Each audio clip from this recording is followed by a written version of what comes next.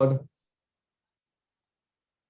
hello everyone. I'm Rajesh Goda, and today we are going through the data domain second patented technology called DIA, reliable and security. The data, whatever deduplicated data, which is only your change rate 1% to 5% or even between 1 to 2% data, that is representing almost your 95 to 98% of your data. How to ensure that the data is not corrupted, the unique segment is not corrupted. Maybe the unique segment is a part of your your multiple Windows system. You have 100 Windows systems, and then every Windows system has some lib file, and that only one lib file, part of the lib file, is representing 100 Windows system, because you have a 98% deduplication. So if one lib file is being corrupted or is not available, you cannot able to restore your 100 Windows system. Okay, guys. So deduplication is an advantage. If you go higher deduplications, you need to ensure that your storage, where the dedupe segment is being stored, it's properly stored, because one segment is gone, your 98% of your backup you cannot restore. Okay, let's talk more about that. So data domain, the second patent, data invulnerability architecture, where we do end-to-end verifications of the backup. Then there is a fault avoidance and containment, how to avoid any fault or containment, and then continuously detecting any fault, and if there is any fault is still there, how to do self-healing, and then how to have a complete file system recovery if the whole system crash. So let's review that. So data domain DIA is divided into the three parts. One is the container. You know that when the file goes to either DD boost or at the source or at the target, every file is being segmented. Every file segments a unique ID, a fingerprint is created, and then whatever the unique fingerprint is, that segment along with the fingerprint is being compressed and stored on the container, that is a folder, and that folder is being returned to the storage. So we need to ensure that whatever the folder, the container is written on the storage is stored correctly. Okay, when it is being stored correctly, means how I know the thing is correct. You know, you need to read it again. So when you write, immediately read again to make sure that it is readable, and at the time of storage, at the time of writing, it is perfectly written. Then stay correctly. Stay correctly means now how I know the thing is correct. Regularly, I need to read that file. So virtually, I need to restore. I'm not practically restoring. I'm just reading those segments to make sure the segment and its fingerprint are properly assigned. They are correct. If the fingerprint value is different, then the segment is corrupted. So I need to do regular check of all my segments to ensure that it is stay correctly. And when I recovered, I need to ensure that proper merger of the segment is happening. Like I have an Acrobat reader with 10 MB files, and then there is only after segmentation and compressions, I need to restore some version of that PDF file. So I need to ensure that properly the right version, the right segments are merged together to rebuild the whole PDF file. So example, with the H2O water, when we dissect, it is become H and O, but when we merge, it should be H2O, not H3O or not H2O2. Otherwise, the whole structure will be different. The whole, instead of water, we have a hydrogen peroxide, or heavy water, nuclear water. You see that? So stored correctly, stay correctly, and recover correctly. This is a completely patented technology. Let me go through details.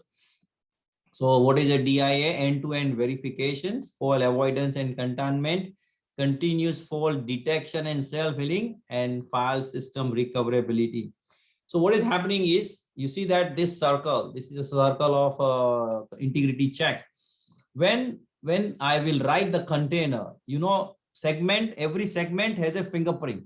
The same way, the container, which is a multiple fingerprints and the segment, that the container of 4.5 to 5 MB size, also will generate a checksum. A checksum means is a fingerprint. So every container also has a fingerprint, and then that will be returned to the disk, and disk is a RAID 6 up to the 2 hard disk level failure is supported. And then once it is being returned there, it will again read it and try to generate the checksum and compare the checksum of the container. If the both the checksum is right, means I have written the data correctly on the disk. Okay. So if you see the physical thing, there is a RAID 6 architecture, and then whatever file system I'm putting here, it's a global compression. Global compression is like a segmentation process where I try to find out, identify the unique segment. And then local compressions is a ZZ, LZ, or a hardware level compressions. And that container along with its checksum will be returned to the storage RAID 6. Okay, so this process is regularly done on week over week, every day, every week, once in a week. Okay, when you write on the same day, on the same time, it will read to verify that the container is properly written. And after that, once in a week, again, the container will be read. The checksum is being compared. If it is a proper, means it is a properly, it is stay properly. So what is inside the our container? So a container is a unique segments, and then there will be a new segments will be added. So how does the data stay correctly? Log file system ensure that old data is never overwritten. So there is a two technology. One is inside the container. Also, there will be a software level parity. So if any container got corrupted, it will be rebuilt from the software parity. And second level is the container, whatever is written, those space is being locked down so that it is never overwritten. Container is never overwritten. It is a once write, it will stay there in the same format. Okay, it is never overwritten. Nothing is being deleted from the container. Even the segment is not deleted from the inside of the container. It will just become read-only container. So then what happened to my file system? Okay, so if you see the file system has a global compression and local compression data on the RAID 6. So file system store all of its data structured in the formatted data blocks covered by a strong checksum. So every data, everything, whatever container is written, every container has a strong checksum, so that when you read, it will always read and compare the checksum and then ensure that it is not corrupted. And then below RAID 6 architecture is there, dual failure, this failure is being supported. What if the software does become corrupt? If my metadata information in the controller where the database is there, where all the segment and then the fingerprints and the container information, the file location, everything is being stored, the metadata. If that is become corrupted, then what to do? So you see that the metadata and then all configuration informations are stored in the controller. And then there will be a snapshot is made of every data in the controller after several hours. Normally it is 2 to 4 hours. And then this snapshot will be transferred to the local disk on the RAID 6 partitions. There is a system configuration information where all metadata and configuration information will be written. And then whenever corruption happens, or whenever there is a change of controller or upgrade of controller or something crashes happen, when you replace the controller, the new controller will read back all your configuration and metadata information and rebuild software and applications metadata required to make sure the system is back to normal. Okay, so it will doing regularly its own configuration information. It is just backing up its own system properly on the storage. So you got the understanding about the DI architecture. Stay, first of all, write correctly, stay correctly, and read correctly. Now, if everything is being written properly and it is only read-only files, then how to delete the expired data? How, whenever I delete the expired data, there's a disk fragmentations will happen. How can I ensure that I have a minimum disk fragmentations, and as per the summary vectors, my data will be near so that I can read very fast during the restore operation. So this is being done based on garbage collection. So weekly, once in a week, we can run the garbage collections, which will identify the expired files, segments, and containers, and then how it will delete it off those segments or container from the disk space to make a more space for the next data. Okay, how it will reduce your fragmentations from the storage, how it will ensure that there is a, if any segment or any disk is being corrupted, how it will avoid to write on those locations. So everything is done through garbage collections. Let me go through that. So garbage collections or a cleaning, as the files are returned to DD, they are deduplicated. As you know, this is a segmented files, and then that deduplicated data is replaced with the pointer to the existing data on the disk. So if you say that I have a 98% data deduplicated, it doesn't mean that it is not written. It's only metadata is updated with the existing data. So they are pointing that to the actual data. Metadata will point to the actual data. And then unique data, that is a unique segments, are in the 128 kilobyte compression region, which is around 4.5 MB container on the disk. Okay, so unique data will be in the container and they are written in the compression region. The file system itself has a complete compression system. So only unique data are on the disk. So if you see that 99 to 100% data are always unique segment on the storage. And unique data written by one files may be referenced to the other files. For example, one segment of the Windows system is being referenced by one file, and that file is maybe part of 100 of your Windows operating system or hundreds of VMs or Linux. So one segment, which is a unique on the storage, represents hundreds and thousands of actual environment. Okay. When a file is deleted, when the file is being deleted, means it is being expired, or normally in the backup world, we say that the retention period is finished. Then what to do? When the retention period is finished, the backup software will update to the data domain controller that this file from this system is not required. Its retention period of 30 days is finished. So whatever data which is a unique to that file is non-referenced by any other files, then only you can delete it off. Then it is not going to delete immediately. Data domain has a schedule of garbage collection, which is once in a week. Okay, so it will mark that metadata, that this metadata file is supposed to be deleted. It is not going straightly and delete it off. We need to review that how exactly it is deleted. The files, the unique chunk, how it is going to delete it. Okay. So basically it is going through the scan of all the chunks which are non-reference. It will go through all the metadata chunk to try to find out that not a single file is referencing that segment. If not a single file is referencing that segment, means that segment is supposed to be deleted. So it will mark that segment metadata that next time when I am going to run the garbage collections, I'm going to delete this segment. Okay. So now we need to understand that how it will going to delete that segment.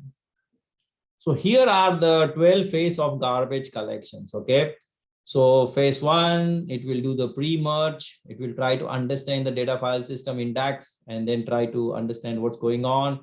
Then analysis, then enumerations, filtering, selecting, merger, analysis. So there are so many processes are there, and these processes are keep enhancing. Maybe the current version is this more first phases or less phases, depends on how fast the cleaning process can be happen. So in theory, at very high level, so example, this is your container. Okay. And then periodically it will reclaim the dead segments. So what is happening inside this? There are a lot of dead segments are there. Black color is a dead segment. This is a container on the disk, which is a lot of dead segments.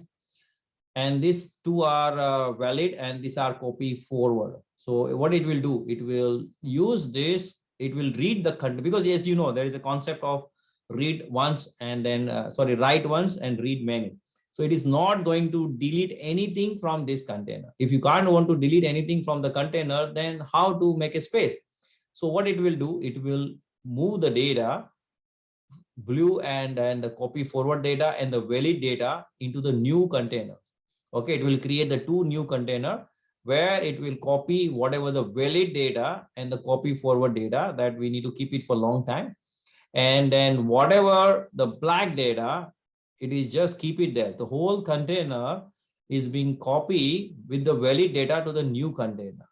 Okay. And then this whole container along with all the segments will be deleted off. Okay. It will just do the copy forward and then valid data to new container and delete the old container. So it is never going to delete anything from the inside container. It will just copy the valid segments to the new container and make sure the new containers are properly again go through the whole process of DIA, and it is being pushed back to the storage. Then only the old container, which is being already copied to the new container, the old container will be deleted and the space will be generated. So this is a very high level animation, but practically inside there are a lot of these phases are going on to do the garbage collections, to make a more space in the disk systems, to ensure the data are proper intact. It is a recoverable forms, and then it will reduce the fragmentations also. So that is the understanding about the CCL architecture, then the DIA architectures, and then the garbage collection. These are the core value of data domain. Once you understand the core value of the data domain, you can align any of the technology with the backup with this core value to understand that why data domain is efficient because of 4 to 12 kilobytes variable block. Why it is a very unique, because it is the smallest segment size that will give the benefits of the deduplications. It is ensuring why it needs a hardware. It is not depend on external hardware because of DIA and garbage collection to ensure my unique segments are properly written, properly self-heal, and then whenever I recover, it recover properly. Okay, all those documentations about the CCL white paper, data founder on the CCLs, and then the how to know that 4 to 12 kilobytes, that is based on the Bloom filter. What is the Bloom filter? Data domain patent, and then DIA architectures. Everything is available. This recording along with the PPT, I'm going to share with you. Okay, so if anyone wants to learn more detail to clear the concept of deduplication, this is not only data domain deduplication. Whenever you study any other dedupe technology, it is nearly the same, very similar to this. And then this will help you to be a data domain certification exam also, and to enhance your knowledge and skill about data domain. Any question?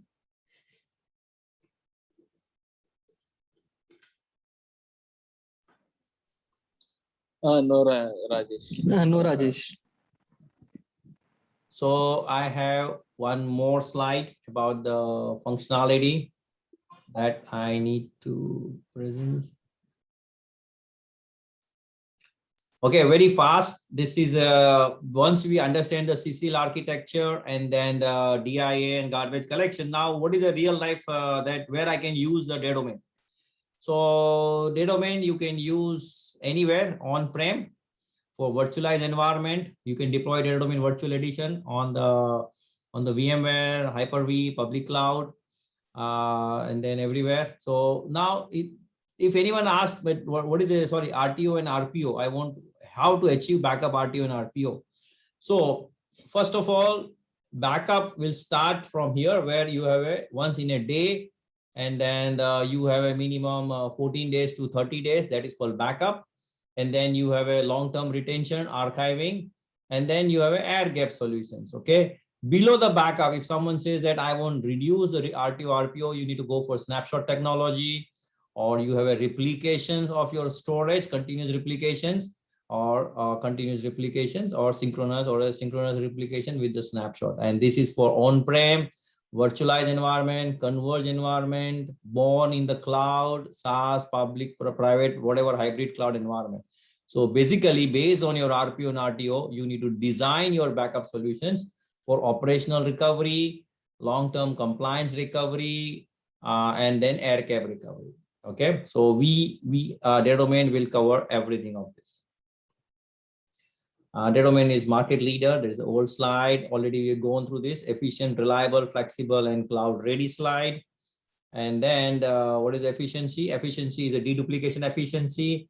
Flexibility means I'm supporting LAN, WAN, SAN, VTL, or a DD boost backup, everything I'm supporting. And it is a cloud ready. It can archive to cloud or it can back up in the cloud. So both things is possible. And then what are the use cases I can support? I can do database backup. I can do emails, VMs, file shares, enterprise applications, content management through backup or through archive.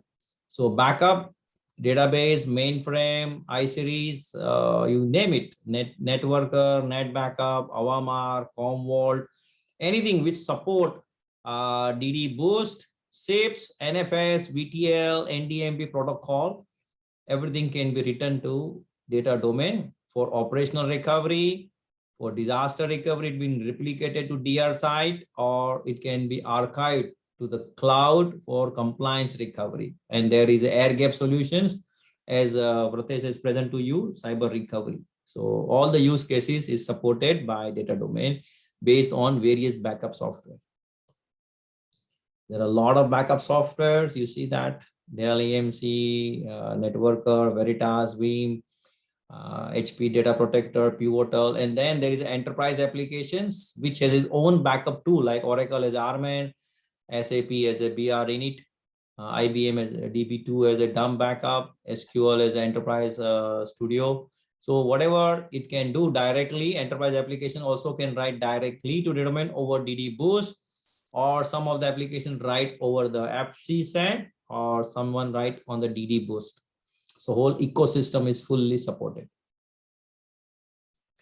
And then the storage, we have some storage like VMAX can also, with the enterprise backup or database, can write directly to the domain without going through any LAN or WAN. It can write directly from storage to storage over the FC, controlled by the backup software like Networker. This is our GUI. There are enterprise management server center, or Data Domain itself is a web controller. We have a lab. We will go through that. HA controller. Yes, if you required a very high level of HA, then we are supporting high availability on the controller level, because storage level RAID 6 is already protected.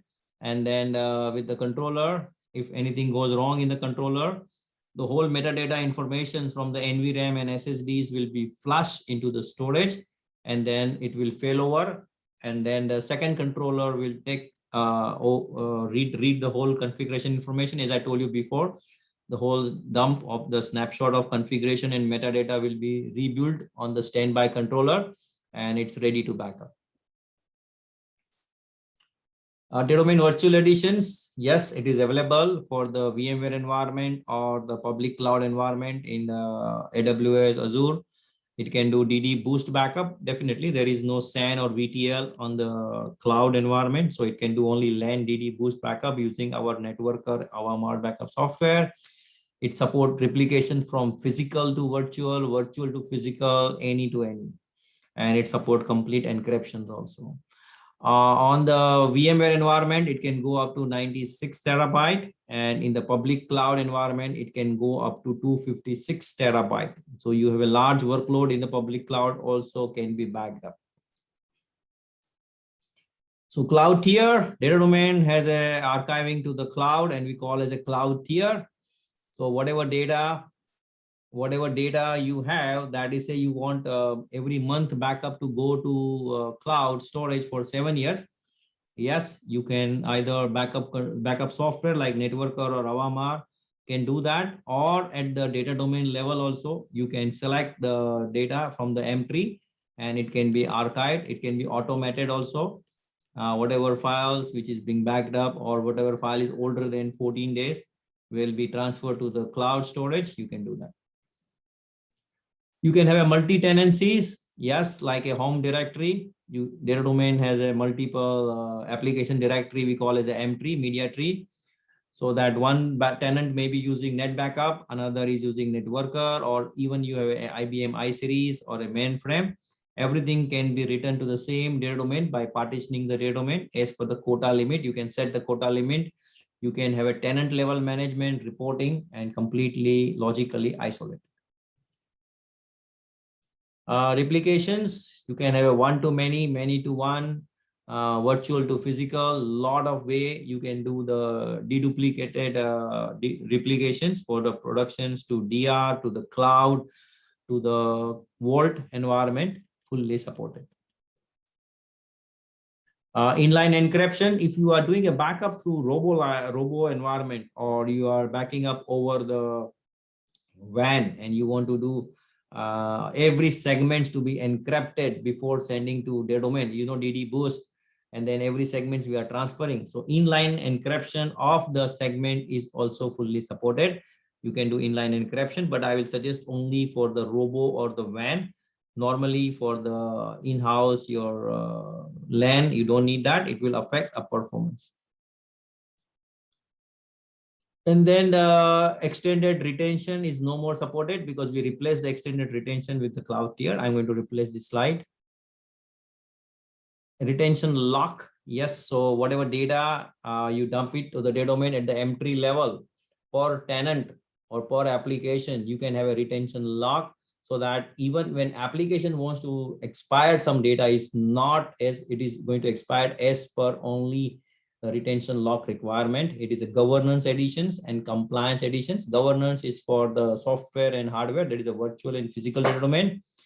And then compliance is only through hardware because it needs a card. So it is through physical data domain, and it meets the strictest regulatory requirement, SEC 17A-4F, so that it ensures that the backup data are not deleted. This is very, very important in this ransom world where cyber attack is going on, so that we need to ensure our backup is properly protected and it is not deleted by any insider also. If you have a TSM or IBM I or mainframe, which needs a VTL backup, so data domain can be work as a VTL, virtual tape library, on the disk system, so that you need a FC. You don't need, you can replace the physical tape library with the data domain virtual tape library, and you can have a dedupe backup at the target, and you can virtualize the complete data domain as a virtual tape library with the drive and with the number of tapes. So if you guys are already working on TSM, you know how to manage the physical tape library. Same way, you can have a same data domain with the virtual tape library. So just not that, same data domain you can use for networker backup as a DD boost backup, and you can use as a TSM backup as a VTL backup, or even a disk backup. So same data domain can be shared between the multiple backup software. This is a uniqueness of data domain. You go to competitor, no one has this capability. That's the part of data domain. Any questions? I'm going to share you these 3 slides: CCL architecture, then the DIA garbage collection architectures, and data domain overview slide. And then we have a latest editions, roadmaps, all those things we are going to talk in the next series. Any questions?